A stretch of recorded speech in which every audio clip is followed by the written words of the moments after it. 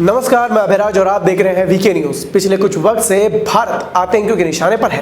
कभी भारतीय सेना के हवाई अड्डे पर ड्रोन से हमला किया जा रहा है, कभी सीआरपीएफ के जवानों की टुकड़ी पर गोलियां बरसाई जा रही हैं, तो कभी रेलवे स्टेशन पर बम विस्फोट कराए जा रहे हैं। इन धमाकों में और हमलों में सिर्फ बाहरी दुश्मन नहीं बल्कि देश की सरहद के अंदर रहने वाले देशद्रोही का भी हाथ है, जो या तो पैसों के लालच में बिक चुके हैं या फिर मजहबी कट्टरपंथ और बहकावे में आकर गलत राह पर निकल पड़े हैं। इस बीच एक ऐसे ही आतंकी के बारे में पता चला है जो भारत का वासी होने के बावजूद ही, इस देश का नमक खाने के बावजूद आतंकी उस खौफनाक राह पर निकल पड़ा और अपने ही भारत देश को बर्बाद करने की साजिशें रचने लगा। जी हां, हम बात कर रहे हैं आजमगढ़ के अब्दुल राशिद की, जिसने अलकायदा की AQIS यानी कि अलकायदा इन द इंडियन सब कॉन्टिनेंट विंग बना दी। बता दें कि राशिद ने ट्रेनिंग लेने के बाद पहले अन्य आतंकी संगठनों के लिए काम किया, उसके बाद उसने खुद की ये विंग खड़ी कर दी।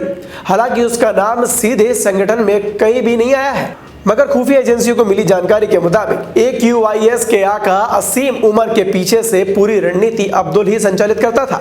और आपको बता दें कि लगभग 8 साल पहले आजमगढ़ के अब्दुल राशिद का नाम सबसे पहले ISIS के खुरासान मॉड्यूल में सामने आया था।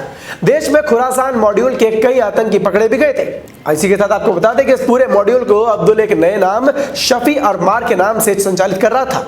उसे कई हैंडलर तैयार भी किए थे। खुफिया एजेंसियों के अधिकारी बताते हैं कि शफी अरमार ने जब ISIS खुरासान मॉड्यूल बनाया था, उसी दौरान उसने AQIS के मुख्य असीम उमर को भी ट्रेनिंग दी थी। बाद में अफगानिस्तान में हुई सैन्य कार्रवाई में असीम उमर मारा गया था।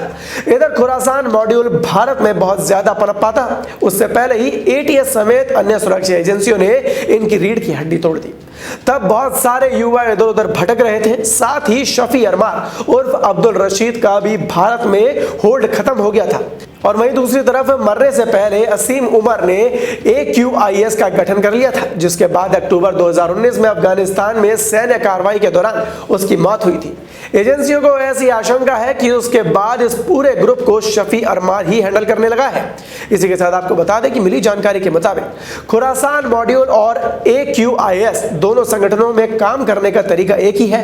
दोनों युवाओं को आतंकवाद के लिए प्रेरित कर रहे थे। दोनों ही group online video message post करते थे और दोनों ही ग्रुप ऐसे युवाओं को टारगेट करते थे जिनकी आर्थिक स्थिति बहुत कमजोर हो, और फिर उन्हें पैसों का लालच देकर कभी मजहब के नाम पर बरगलाकर अपने संगठन में शामिल करते थे और फिर अपने नापाक मंसूबों को उन्हीं के जरिए कामिल कराते थे।